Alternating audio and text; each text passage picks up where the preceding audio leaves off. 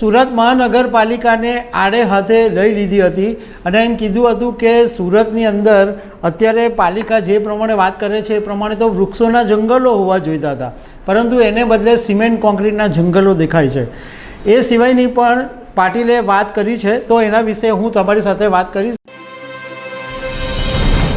નમસ્કાર દર્શક મિત્રો, નવસારીના સાંસદ અને જળ શક્તિ મંત્રી સી.આર. પાટીલ શુક્રવારે રાત્રે જ્યારે એરપોર્ટથી સુરત આવ્યા ત્યારે એમનું ભવ્ય સ્વાગત કરવામાં આવ્યું અને ડુમ્મસ રોડ ઉપર ગ્રીનફિલ્ડ ખાતે એક આભાર દર્શન કાર્યક્રમ રાખવામાં આવ્યો હતો।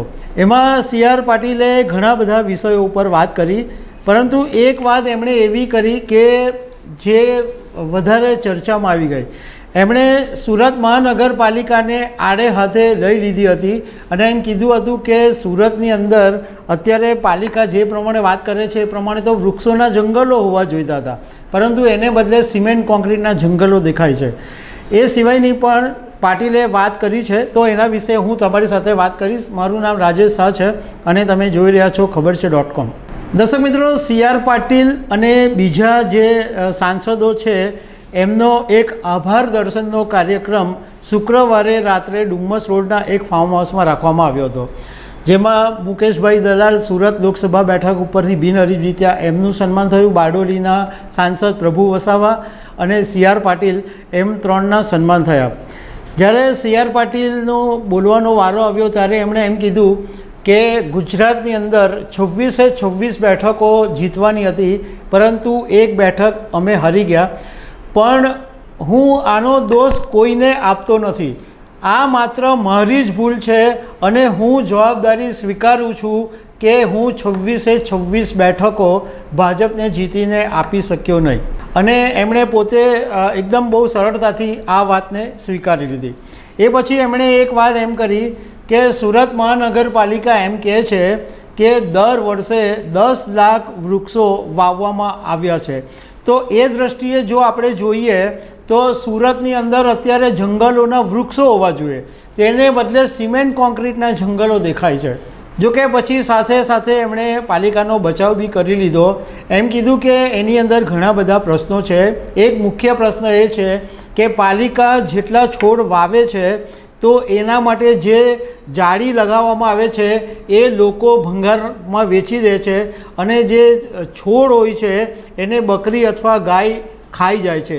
એને કારણે આ જે વૃક્ષો છે એ પછી ડેવલપ થતા નથી, આગળ વધતા નથી, અને એને કારણે આ સુરતની અંદર જે વૃક્ષો છે એ દેખાતા નથી। સાથે સાથે એમણે એમ કીધું કે આપણે બધાએ ભેગા થઈને, કાર્યકરોએ અને આપણે બધાએ ભેગા થઈને હવે સુરતમાં વૃક્ષો વાવવાના છે। એના માટે એમણે ગઈકાલે એમ કીધું કે અહીંયા ગાડી જે આ ફાર્મ હાઉસનું જે સ્થળ છે ત્યાં ગાડી 3000 જેટલા વૃક્ષો છે, જેને જોઈતા હોય એ નામ લખાવીને વૃક્ષો લઈ જાય, અને એ સિવાય પણ જો કોઈને વૃક્ષોની જરૂર પડે તો ભાજપનું જે ઉધના ખાતેનું કાર્યાલય છે ત્યાં જઈને નામ લખાવી દેવાનું, અને તમને જો જરૂર પડે તો તમારા ઘરે પણ એ છોડ મોકલી દેવામાં આવશે। પાટીલે કીધું કે આ જે છોડ છે એની વિશેષતા એ છે કે એ એકદમ મોટા છે અને એનું જે થડ છે એ એકદમ જાડું છે, એટલે કોઈ બકરી કે ગાય કે એવું બધું ખાવાનો પણ એની અંદર પ્રશ્ન ઊભો નહીં થાય, અને પેલી જાળી લગાવવાની પણ જરૂર નહીં પડે। આપણે સુરતને હરિયાળું બનાવવાનું છે એવી વાત કરી।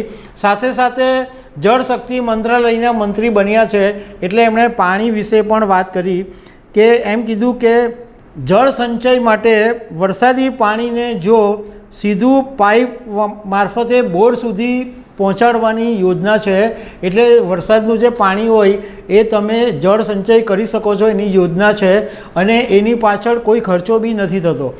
એમણે એમ કીધું કે રાજ્ય સરકાર છે એ 7000 રૂપિયા આપે છે અને 2000 રૂપિયા કોર્પોરેટર, ધારાસભ્ય અથવા સાંસદ કોઈની પણ ગ્રાન્ટમાંથી તમને મળી શકે છે, અને 1000 રૂપિયા તમને સુરત મહાનગરપાલિકા આપે છે।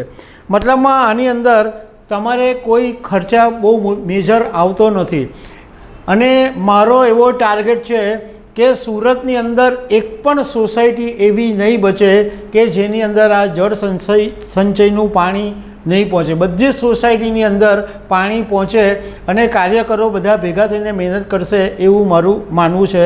એમણે સાથે સાથે એમ કીધું કે તમને ટેકનિકલ એક્સપર્ટાઇઝ કે એ બધી જે જરૂર પડશે એ પણ ભાજપ કાર્યાલય ઉપરથી તમને પૂરી પાડવામાં આવશે. તો દર્શક મિત્રો, આવી અનેક વાતો સાથે અમે તમને મળતા રહીશું. Thank you very much.